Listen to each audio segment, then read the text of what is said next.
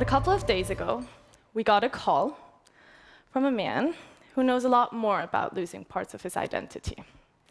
And he let us know that he will be joining us tonight. He didn't only lose parts of his own identity, but he also had to witness how parts of the identity of his native country were being attacked. We sure you agree that part of your identity is the home you grew up in.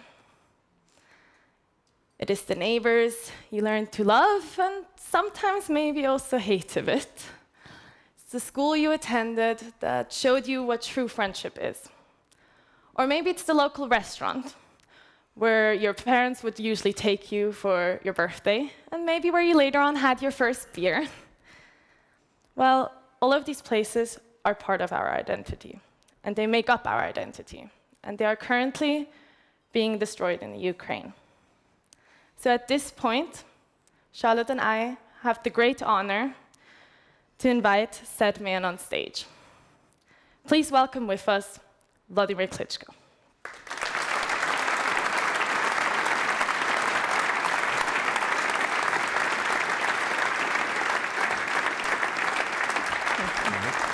Thank you very much.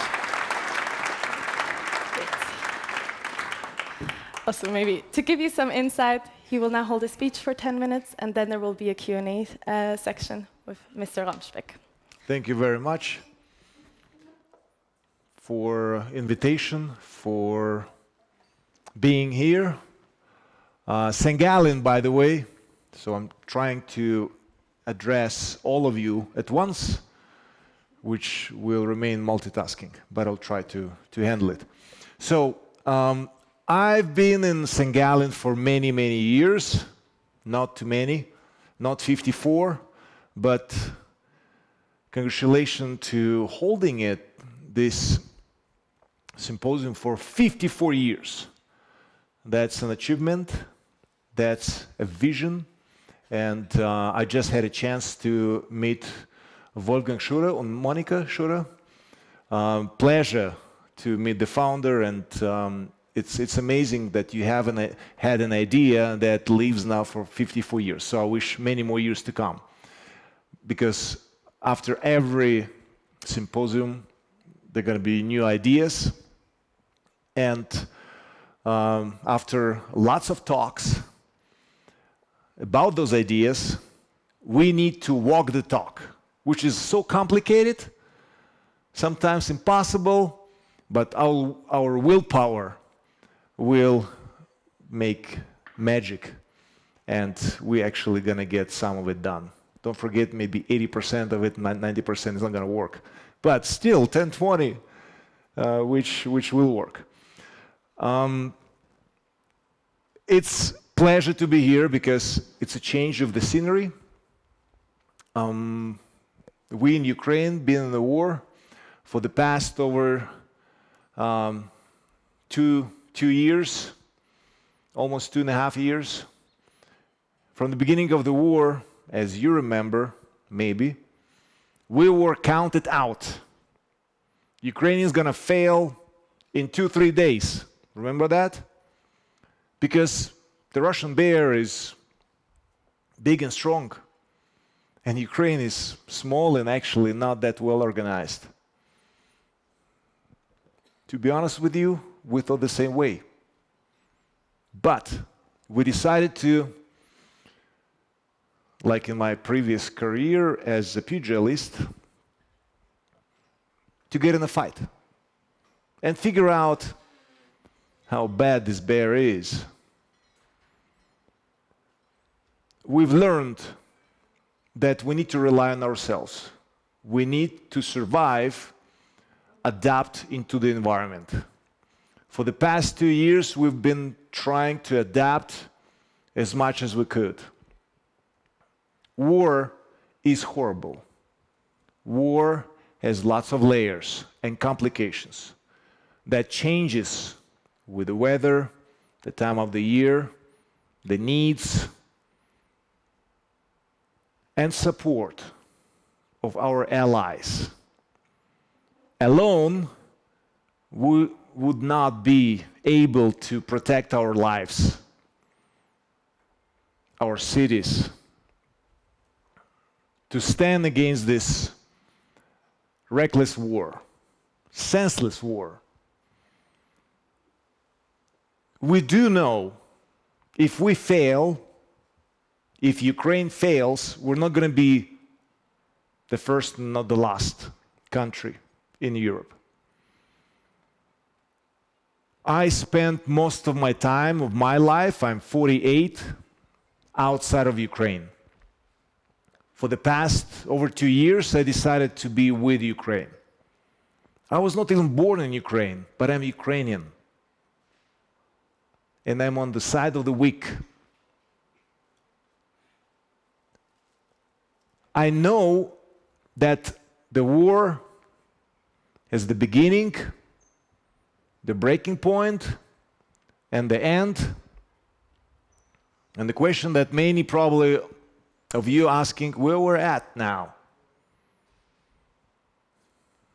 We don't know, but I assume that we're in the breaking point in this year, 2024, maybe a part of 25. Because next presidential election, not speaking of the past presidential election in Russia, we knew how that's going to end up, but the next presidential election in the US is going to help us to reach this breaking point. The time from the beginning of the war to breaking point is most of the time longer. From breaking point to an end is shorter. So I really wish that this breaking point is going to come sooner. The so needed and expected aid of over $60 billion that came from the US that will provide us more security for our cities. Meanwhile, by the way, they're getting destroyed, continuing getting destroyed. Such cities as Solidar, Bakhmut don't exist. It's just the names. They've been flattened. While we're sitting here and collaborating with each other, Ukrainian cities are continuing going to be bombarded. The next in line is Kharkiv, in northeast of the country, by the Russian border. It's getting destroyed by cluster bombings. I've been in this city. That's actually the capital, the first capital of Ukraine, Kharkiv. And the images are so disturbing that cluster bombing is taking place where civilians are living, in the districts where I was too.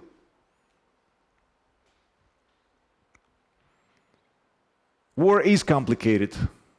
War is horrible. But I know for sure, like in my previous career as a pugilist, that endurance beats masterpiece and talent and the second largest army in the world. We showed it for the past 2 years, even though lots of people didn't believe in us. Countries. We did take this fight.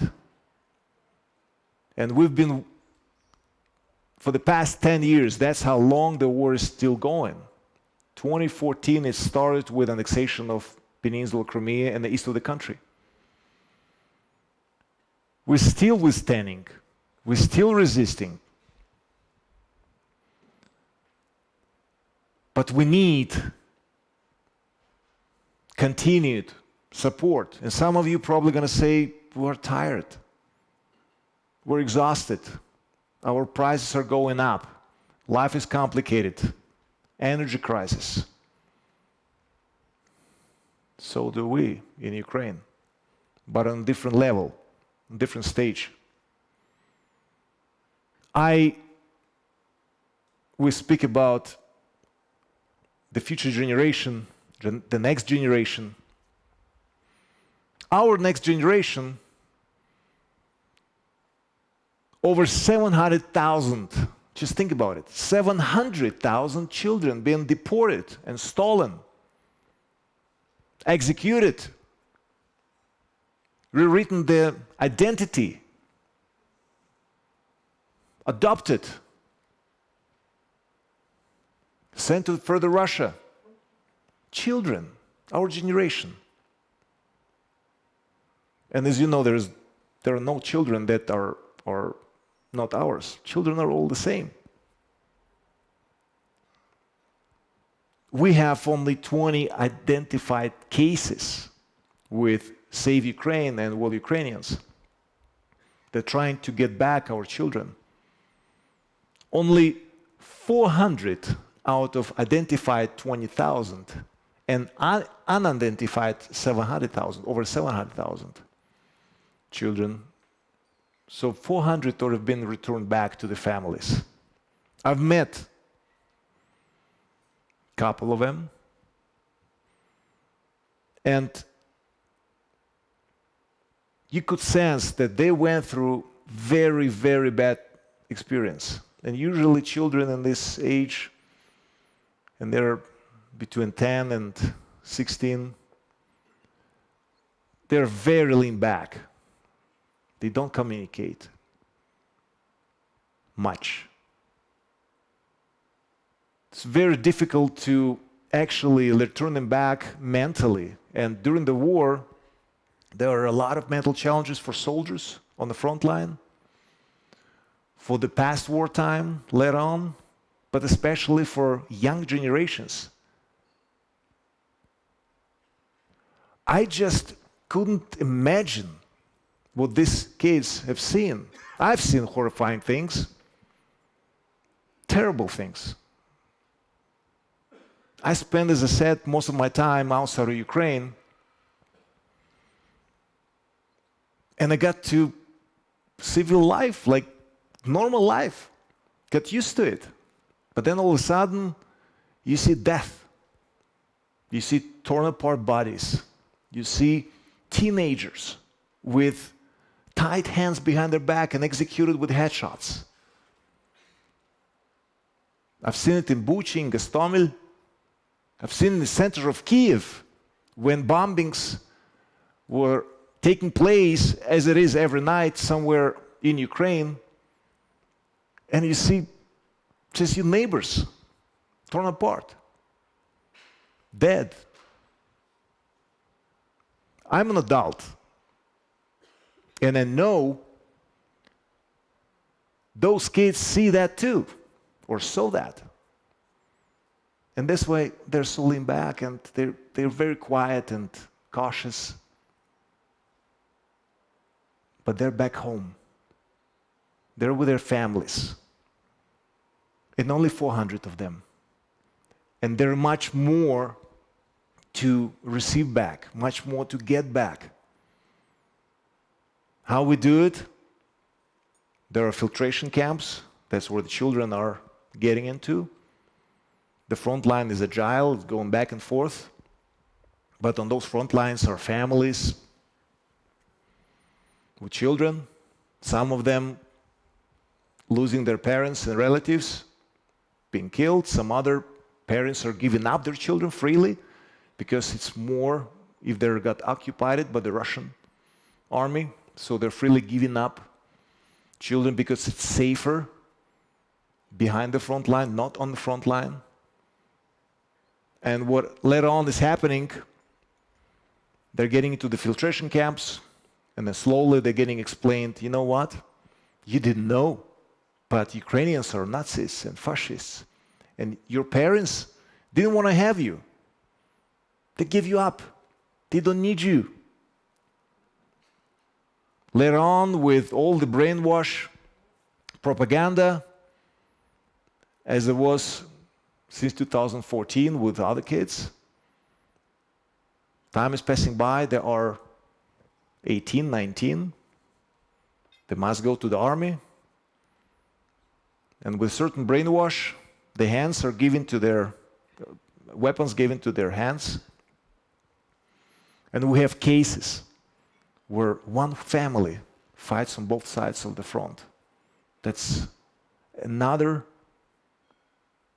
side of genocide, evolution of genocide. It's horrifying. I can explain a lot and more. I'm just trying to tell you, don't get tired of war in Ukraine. Don't look away. Take an active part. Because if you're passive, you're on the side of the bad. Believe it or not. If you're looking away, you are. I'm asking myself every morning when I see my face in the mirror, what else can I do to stop this war, to stop the suffering? What else can I do? And if every one of us can ask this question, because it's going to affect all of us. It's going to knock on our door too. Even though you think your door is far away from Ukraine, it's somewhere there. Ukraine is not far. And this ambitions of madman, Putin, as he openly already explained, not just his propaganda, but also he openly explained that his ambitions are Russian or Soviet Empire. And as you know, even part of Germany was under Soviet Empire.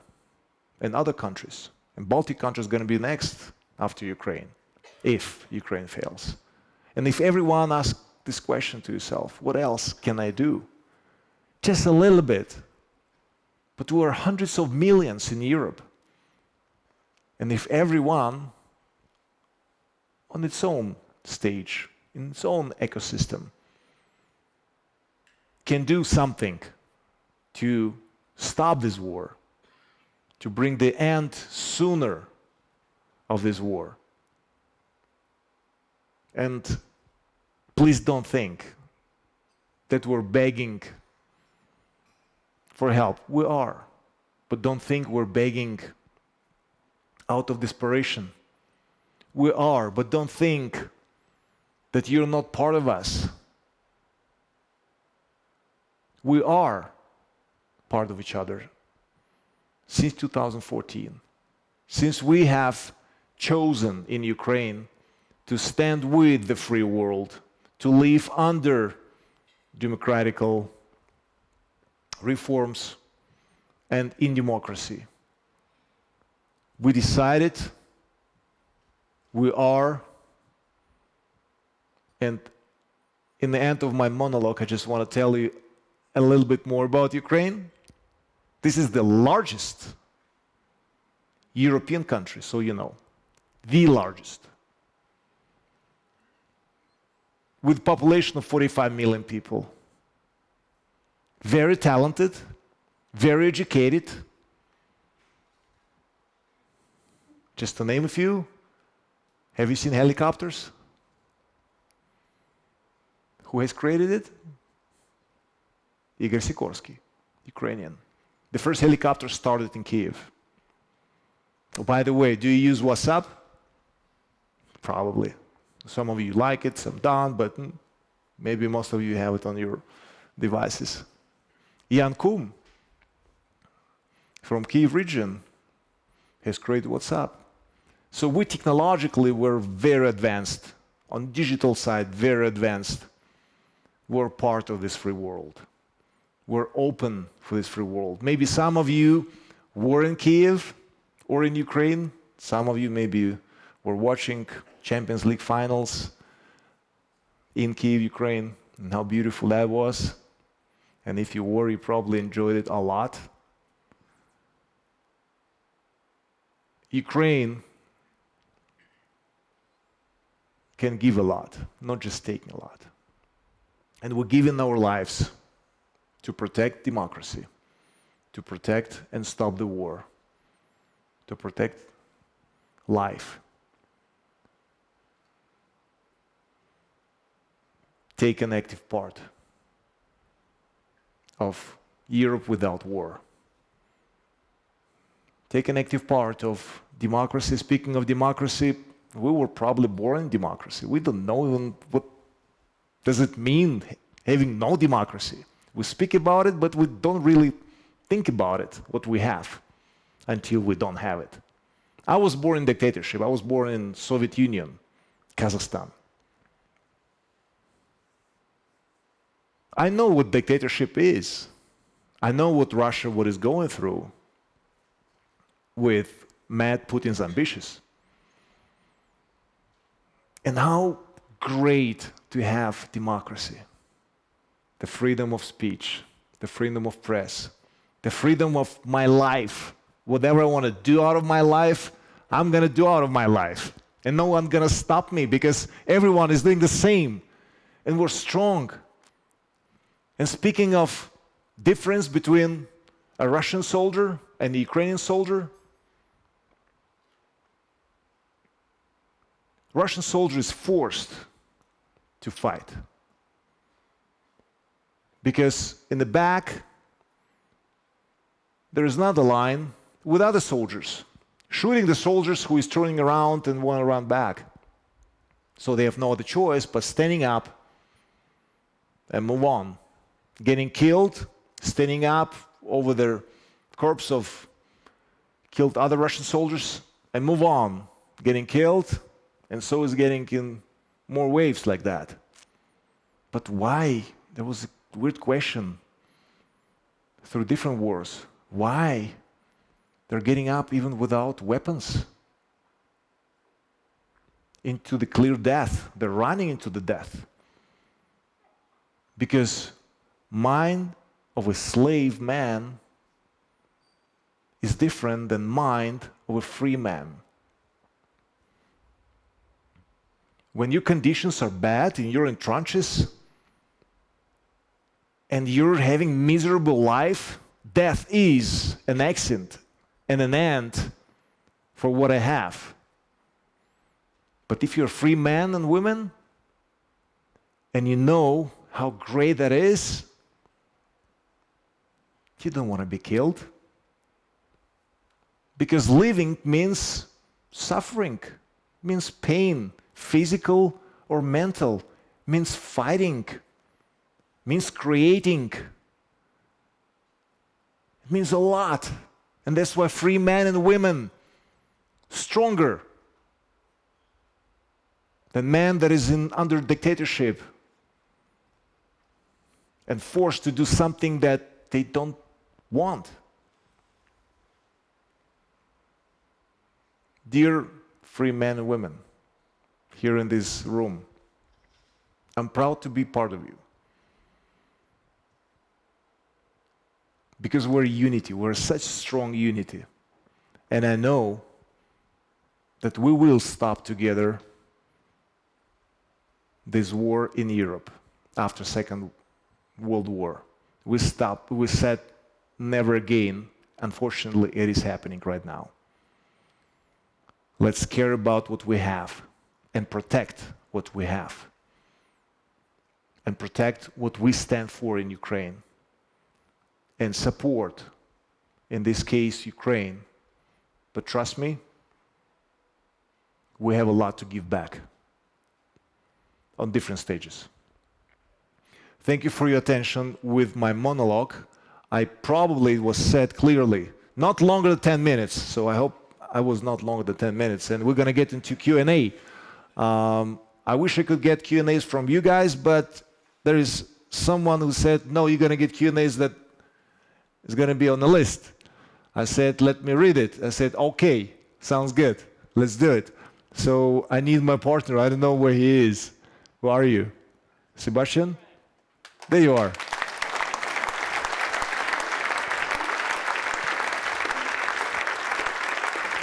Hi again. Good evening, Vladimir Klitschko. Thank you for your remarks, sad but also inspiring. And thank you for being my interview guest tonight. I would like to start with a few personal questions, if you don't mind. Let's be realistic. Ukraine is struggling. The Ukrainians are struggling more than ever. How optimistic can you still be for your country these days? There's one thing that is very important. It doesn't matter what you do, what country you live. Think positive. Think positive. Positivity will help you to overcome any challenge. I've learned it in my previous career, and it does work the same in the war. And I'm not just alone. I do know that all my people are the same. Majority is the same. Of course, we have different kind too, but majority of us, we do think positive. It doesn't matter how horrifying that could be, but we just think positive. But do you encounter moments when you feel scared? Is Vladimir Klitschko ever scared? Always, always. I've been scared to lose my fights as a boxer. That's why I was always on time, like a Swiss watch, always on time, training, getting ready, and always worried and scared to lose and not to get done something that's supposed to be done. So I am. And your personal safety, I mean, how do you feel, how do you deal with the fact that you could also be a target for a Russian assassination attempt? How do you deal with that? I know I'm gonna die, but before I die, I might get something done that will have just one moment to think back and say, hey, there was good life. So eventually we're all gonna go, hopefully young and hopefully very late. So we don't know exactly what the outcome is gonna be, when it's gonna be, thankfully. But if the time comes and I have a chance to look back, and if I'm gonna have those images that I have collected in my mind, I would say, well done. So face it, whatever it is. But yes, I am worried. I don't want to die any time soon. But of course, especially during the war, when you're getting on the front line, when you're on the front line, and I've been when front line was in Kiev, been in the east and the south of the country, on the front line, and I know with kamikaze drones, with artillery, with snipers, there's always danger, pretty much anywhere. But obviously, in Ukraine, if you're on the front line, that could be at any moment. So yeah, but still, I think the instincts helping us to be smarter and to be there where you should be and not to be there where you shouldn't be. Now, Ukrainians lose their lives at the front line every day, and your top commander, Alexander Syrsky, says the situation is really worsening. How bad is the situation right now at the front? We're losing territory. We're still waiting for so needed ammunition and weaponry that so-called free world is supposed to deliver. We got this bill free from the US government. Is it enough? That's a good question. What is enough? It's never enough until, or as long as this senseless war is still going. So is it question enough, 60 or 65 billion, or it's not enough? It's all relative. But I do believe that this year is going to be the breaking point. So on the horizon there is, it's just sensing. You can't really see the future. You need to be Nostradamus to see the future. But logically thinking, I do believe that the breaking point is on the horizon, and then hopefully the end of the year. But you are not only short of arms and ammunition, you're also short of manpower. Why aren't you fighting at the front line? Good question. As I said, I've been on the front line from the beginning of the war, as it is in the past 2 years, in and out. And as I explained, war has lots of layers. Why am I here? What do you think? Why am I here? Okay, I got invited. But why am I here? Here are the cherries of the cake. So the cake is the society, and the cherry is you. decision makers, people that having their own ecosystem in their companies, or politicians with the offices in the background, you can make change on your side. So I'm here to inspire you to wake up, if you're not, to think of the war in Ukraine that could knock on your door as well. Don't think it's far away. Don't think it's not going to be knocked on the door. Don't think this way. I'm not trying to explain some horrifying stories to get something. I'm telling you the truth as it is from first source. And that's also part of my mission, where I'm wearing different hats. Being on the front line, being behind the front line, and both sides are important. The Kiel Institute for World Economy recently published new data on support from Western countries. And among the countries who give the least support for Ukraine on this list is Switzerland. How disappointed are you about Switzerland? I love this country. I love this city. As I explained, I've been working for the past 9 years and still with the University of St.Gallen. I have friends in this country. I want to say thank you for help and support that you've been providing. I want you to motivate, as the consequence for this senseless war and Russian aggression, on your side, whatever you can do, freeze any work with Russia. If you're continuing, you're putting more oil in the fire, so to speak. I know that Switzerland can do more. I know that you have ammunition that we need in Ukraine for IRST. IRST is a German system that is amazingly 10 out of 10, takes down anything that flies above your head. On the military side, on the humanitarian side, I want to say thank you, but I want you to motivate to do more. Don't be last on the list. Thankfully, you are on the list. It's good. It's not that bad. You're on the list. Just keep on pushing. Keep on punching, as we said it in my previous career. And then it's going to be reflected. Speaking of future generation and this symposium, give an example of being an active part of building this society stronger and resilient against anything, a war,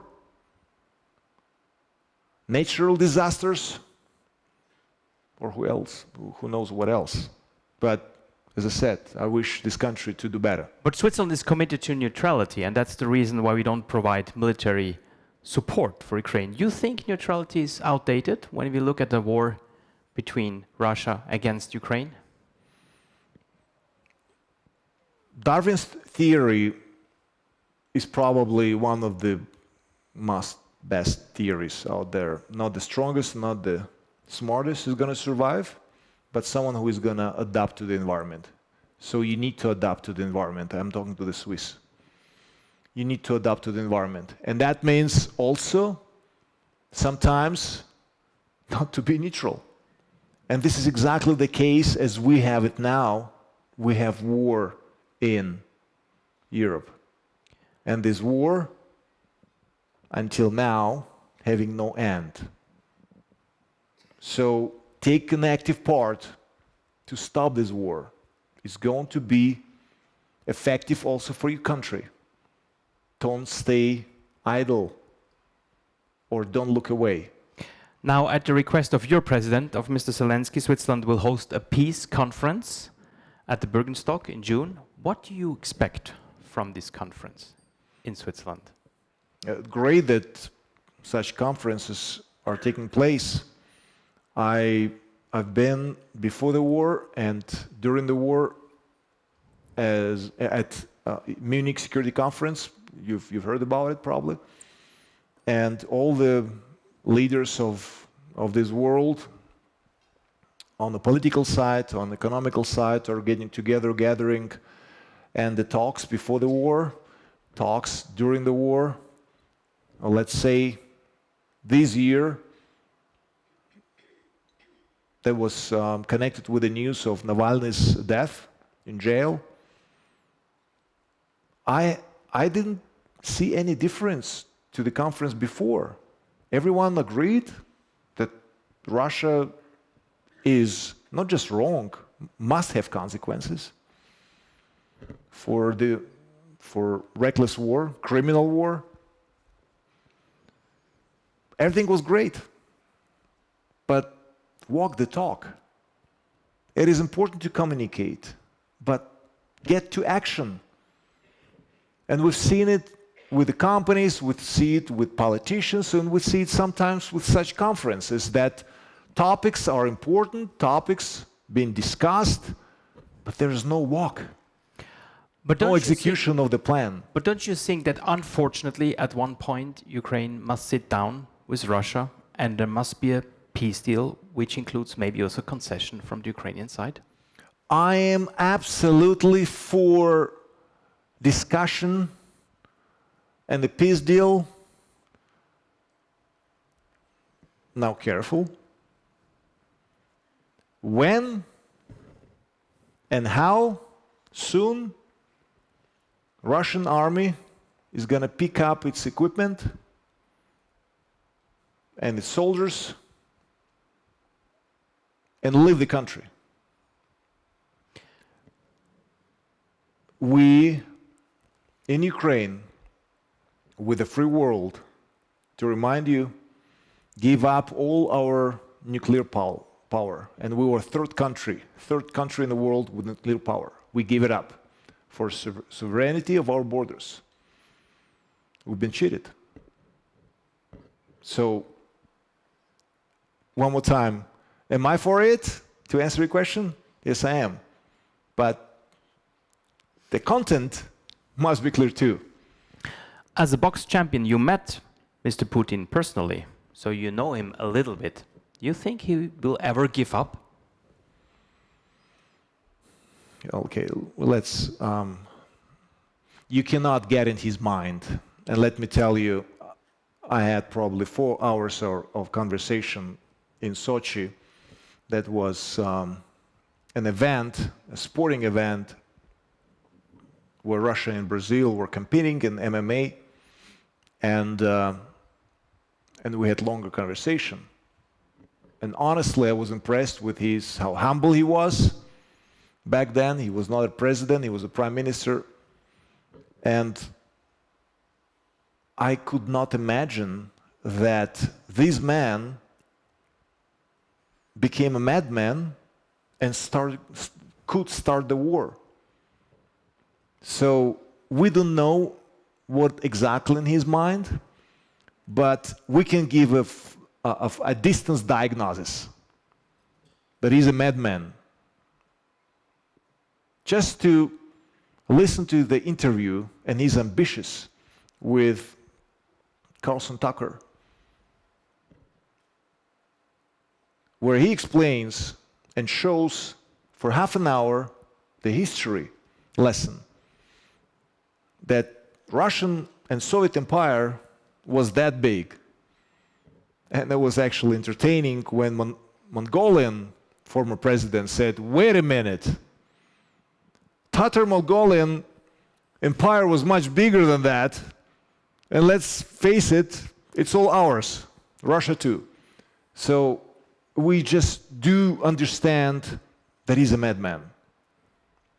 And I do think every possible line was crossed. Every possible line was crossed. So to convince Putin of something only is possible from the stronger position, not from the weaker position. Let's talk about your... We need to get to the stronger position. if so. Let's talk about your president, Volodymyr Zelensky. In the West, many see him as a hero. But your brother, Mayor of Kiev, Vladimir Klitschko, has become a fierce critic of Volodymyr Zelensky. How do you see your president? During the war, we, not just Ukrainians, but we as a free world must stand together shoulder to shoulder against this Russian aggression. And all the internal, possible political internal fights must be for the time after, which politics is always like that. We know that. But during certain times, we must stand together, because together we're strong. So, to comment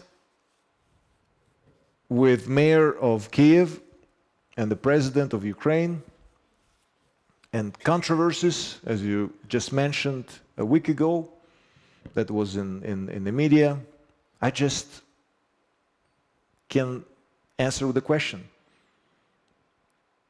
For the past 2 years during the war, I guess President must see the mayor or meet the mayor, because capital of the country is crucially important. If the capital would have failed in the beginning of the war, the whole country, I'm sure, would have failed. So the capital withstood and was protected and fought back. And I guess not the mayor has an issue with the president, but the other way around. But that's something I don't want to put more oil in the fire. As I said from the beginning, we must stand together and forget about any internal controversies, possible controversies on the political side or other side. We must stand together against the evil that right now bombarding our cities and destroying it and taking lives. We must stand together against the evil now without anything else. Let's hope you win the war. I mean, Ukraine before 2014 was quite a divided country. You had the pro-Western part of the population, you had the pro-Russian part of the population. Let's assume you win the war against Russia. How easy will it be to make peace, reconciliation in Ukraine? Probably I will continue a little more with the question how to rebuild Ukraine, including that layer too. Rebuild Ukraine, you've heard about it probably, this line.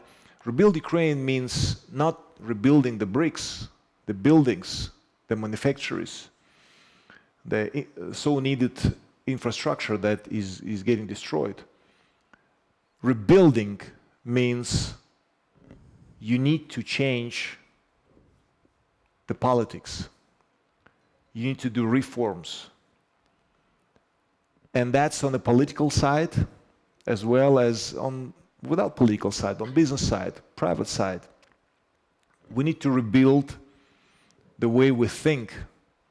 And we have tremendous shift in the society, because since the beginning of the war, I don't think the same way. I'm not the same person. And so I see with everyone else around me, I can even identify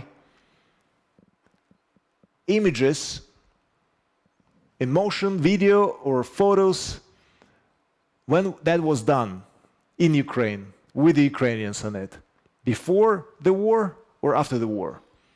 There is a certain stamp in our eyes and our faces that can tell that was done before or after the beginning of the war. So it's going to be different. And the biggest challenge is going to be all the people that are today and going to be in the future on the front line. All the children that have seen something that a child should not see, must not see. It made out of these people handicapped people mentally, physically they look okay, seems like us, normal. But inside of it, person, a child, is a handicapped person mentally. So I think the mental side is going to be the strongest, and the rebuilding Ukraine means reforming Ukraine. Reforms, not the bricks. It's secondary. Yes, it must take place, but secondary rebuilding meaning reforms.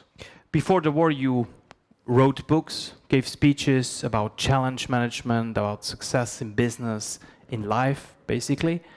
How has the war changed your perspective on life? Because you said it changes a person. How has it changed your perspective on life, on success, on challenges? So I'm taking challenges with better mood, seriously.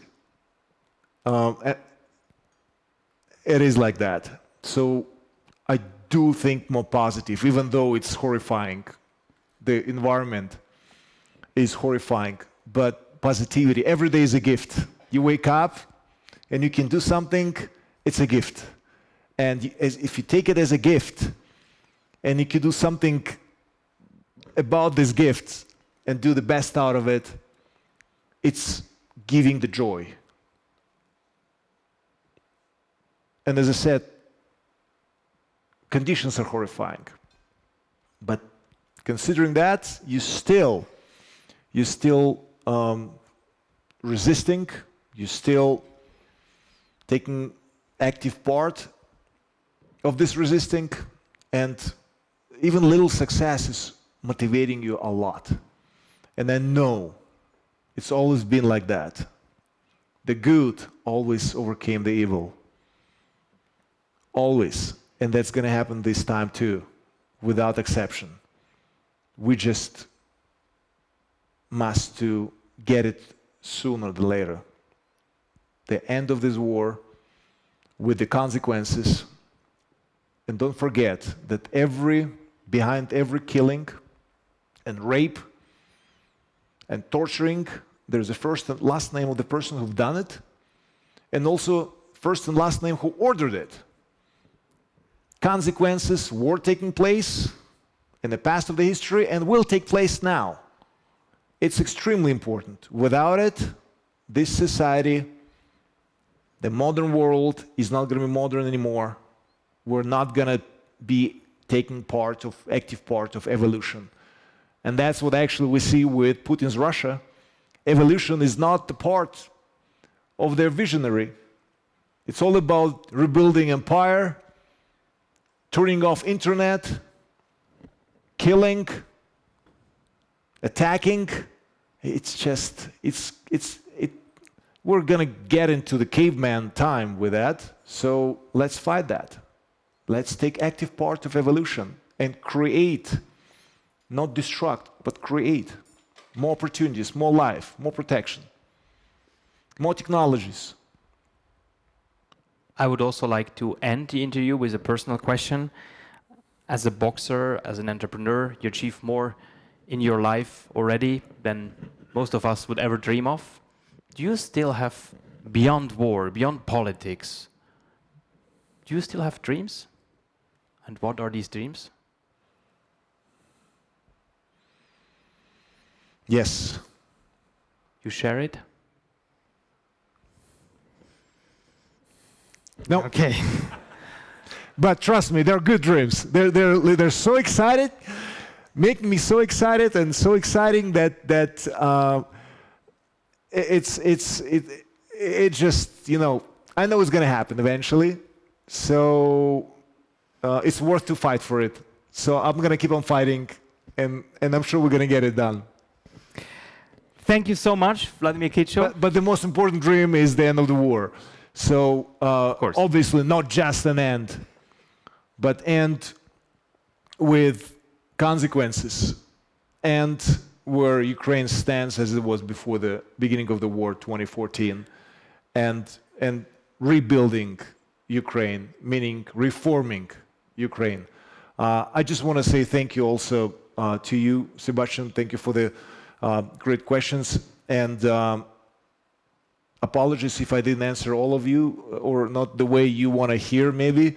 But thank you for inviting me to this symposium, and I'm just thankful to be here. Keep on punching, keep on supporting Ukraine. We're together, we're not alone, and we're gonna get it done together. Thank you so much for taking the time, for spending the evening. All the best to you, to your country. Thank you. And I now give the floor back to Agnes Johnson for the next part. Thank you so much. Thank you. Thank you. Thank you. Thank you. Thank you. Thank you.